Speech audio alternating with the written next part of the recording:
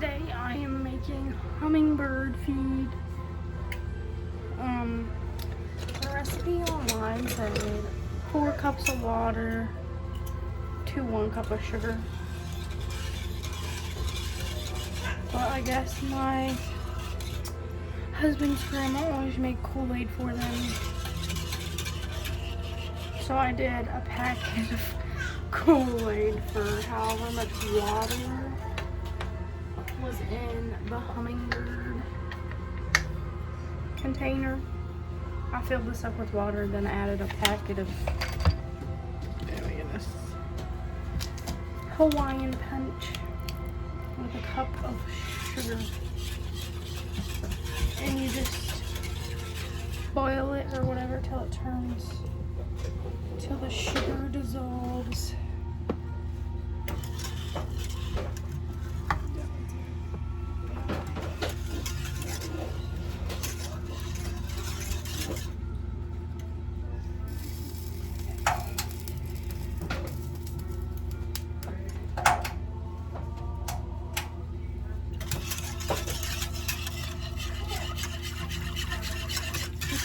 It's dissolved now. Yeah, it doesn't take very long.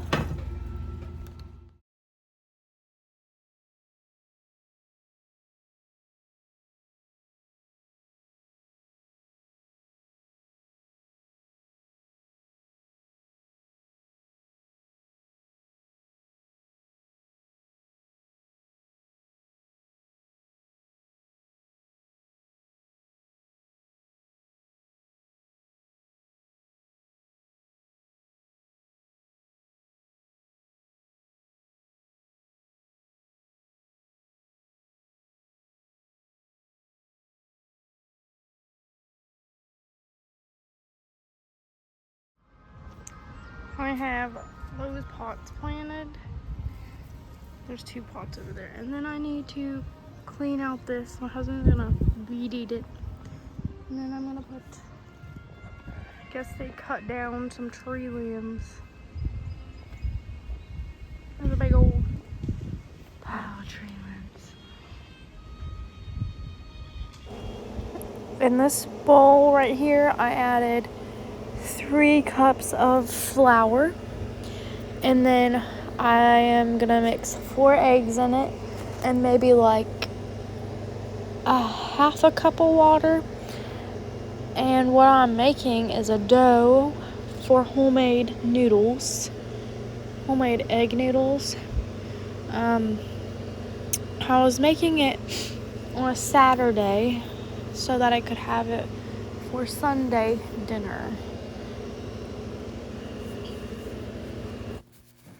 Here I just want to read over the devotional. It's called A Building a Life That Matters. In 1 Corinthians 3:10 it says, I have laid up the foundation, but let each one take hold how he builds on it. And then it says, my grandkids love to play with Legos. These small, colorful building blocks capture their imagination for building forts, planes, horses, or whatever the instructions may call for. Emptying the contents of the box onto the floor, my grandchildren begin to put the pieces together, but soon they think they don't need to consult the directions. This eventually leads to a point where they realize that building according to their own instructions has resulted in a bad outcome. So they break it apart and start over again. But this time they have a keen sense of how important the directions are. Do you need the pieces of your life broken apart and put back together according to God's direction? If you have Jesus Christ as your foundation, begin to follow his blueprints for living. Paul wrote, let each one take heed how he builds on the foundation in 1 Corinthians 3:10-11. What is the blueprint? Value others above yourself by humbly serving them in Philippians 2:3-4. Giving generously of your resources to those in need in James 2:14-7. Respond with love to those who have wronged you from Romans 12:14 through 21. These are just a few of the pieces that God wants you to put together to build a life that is worthy of being his temple in 1 Corinthians 3:16. This is by Joe Stowell. And then there's a little prayer. It says, because of the grace and forgiveness that you have shown me, Lord, I want to live a life that's worthy of knowing you. Help me to follow your plans and what you've laid out in these scriptures. And then it says, the Bible is the Christian's blueprint for life.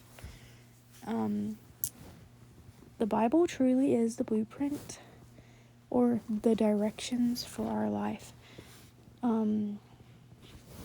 Following the Bible helps guide us in the directions we need to go and how we need to live our life. I hope that this helps someone or speaks to somebody in any way.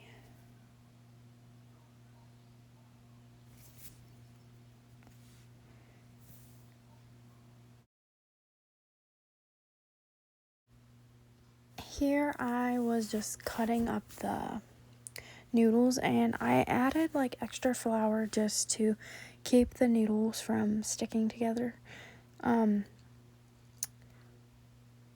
If you're going to do it like overnight, I would recommend putting a lot of extra flour, because I ended up having to re-roll them and recutting them the next day. So if you're going to do this, just make sure you put extra flour.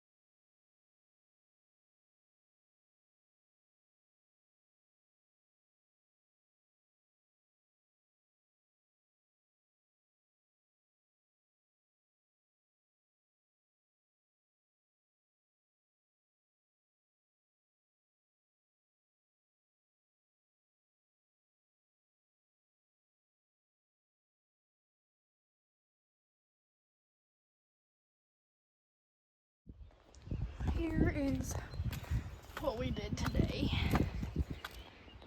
That got dug up. There's still like grass, but that's for Mother's Day. And I bought these pots. They got chipped from something. And I planted seeds in them. And there's flowers, but we planted wildflower seeds in this little area and see how it will grow. So right here I have a chuck roast onion turned into steaks.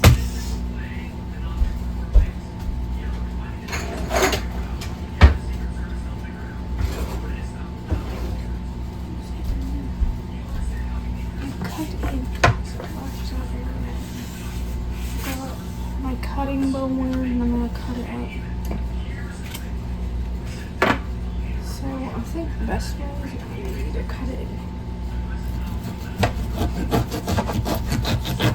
half. I have to kind of like still frozen to help with the cutting.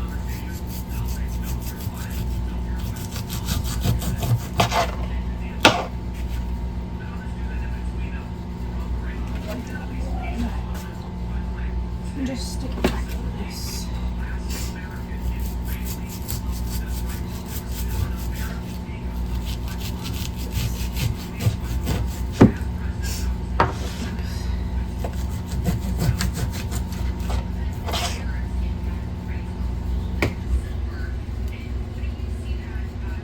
This side is the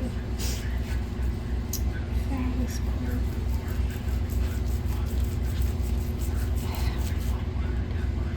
That's a little hard to cut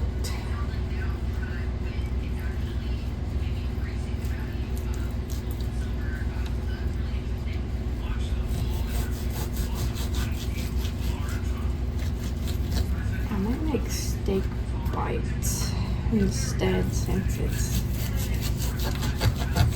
a little harder to do this one. Because I don't know what else I want to like. Maybe there's like garlic whites. That might be good. Chuck it up instead. I changed my mind what I was making.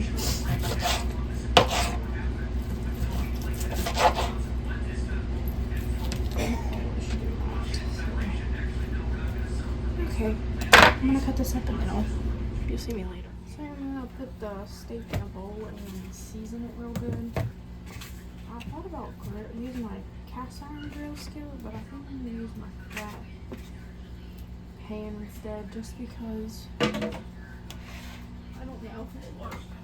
I found this butter garlic seasoning at Aldi, and it tastes really good. It actually has real butter in it. Like, let's use it. It's like weird.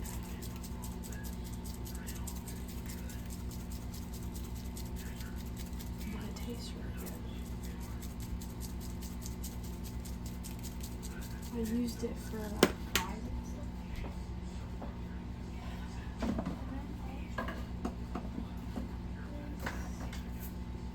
And this one's like a hamburger, but it's kind of like a steak seasoning almost.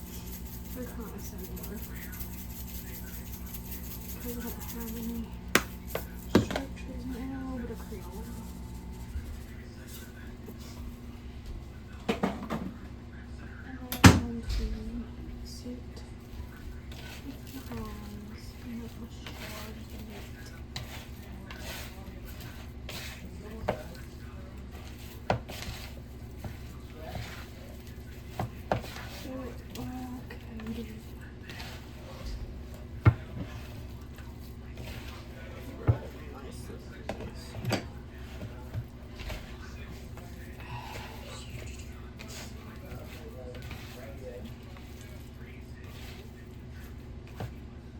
And then I need to get my pan hot.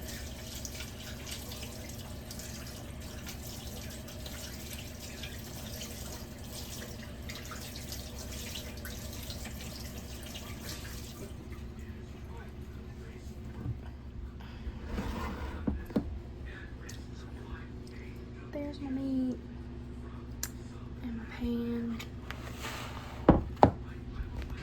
I have grease in that Reese's cream. I'm wondering what that is there for.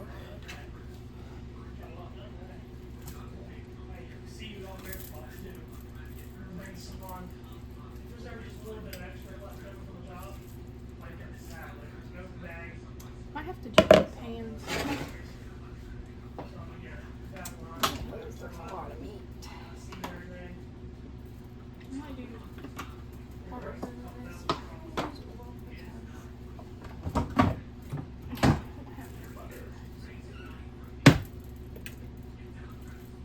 I'm just gonna put, ooh, that's good already.